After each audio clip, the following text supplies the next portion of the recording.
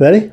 In this week's Parsha, we have the first incident of Martin Luther King Jr. No, actually, it's Thanksgiving. Got the wrong holiday. But we do have a dream in this week's Parsha, Shmuel. Okay? So, MLK. Who's the MLK in this week's Parsha? That would be Jacob. Jacob has the illustrious dream with the ladder and the angels, and maybe we'll hear more about that.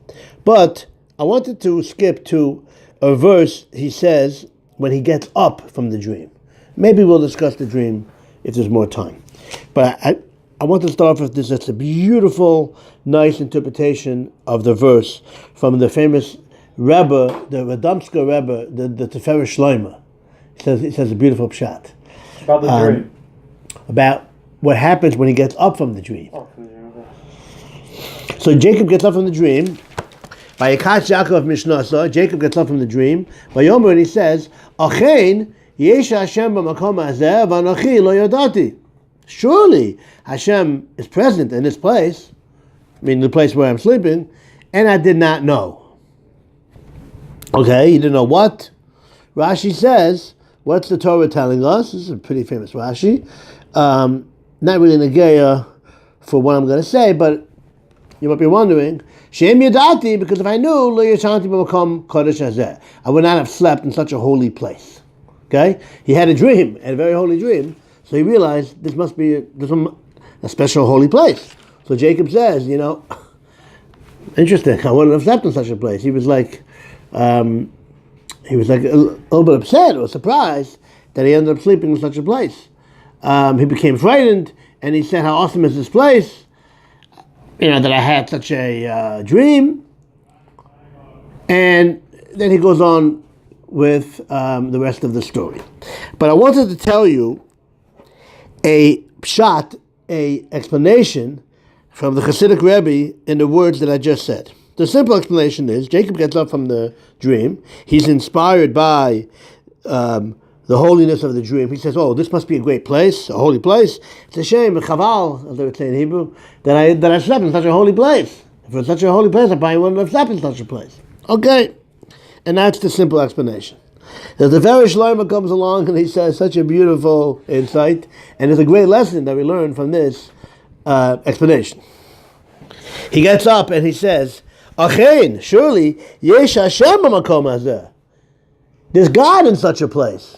Because I had a nevuah, I had a prophecy, I had a dream. Right? This dream wasn't just a dream, it was a prophecy.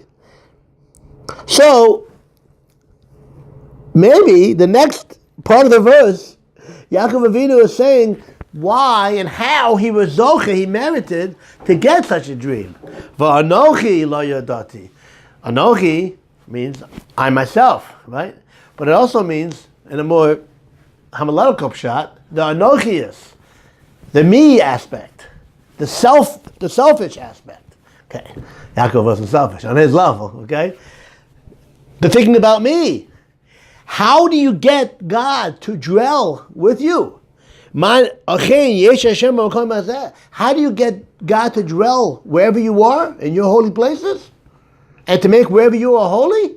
If you don't know yourself, meaning if you don't focus on how special you are and think about yourself and be such about gaiva, the way he says it is, Lo niskavanti la'atzmi kim l'kavoy Hashem yisbarach. I didn't care about myself too much. I wasn't always thinking of being selfish, but I was thinking about the honor of God. A person that doesn't think about the anochi, a person that doesn't think about selfish thoughts or about himself, and he thinks about other people and thinks about doing things for God, such a person is going to be zeicher to have the kedusha of the Hashem in his place and wherever he is. Beautiful pshat. Just to summarize it,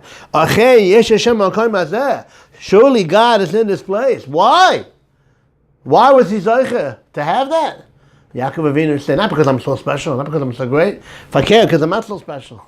Because I downplayed my greatness and I focused on what I can do to help others and what I can do for help for God. For anochi lo yadati, if a person doesn't know himself, meaning, of course, you have to know yourself. You have to be proud of yourself, have self-esteem, and be happy.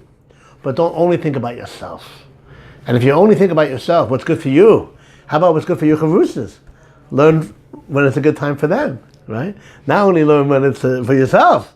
You think about other people, then you're going to be zeichet to have a shras Shechina. A beautiful shot from the Damsker Rebbe, the Tiferes Shleima.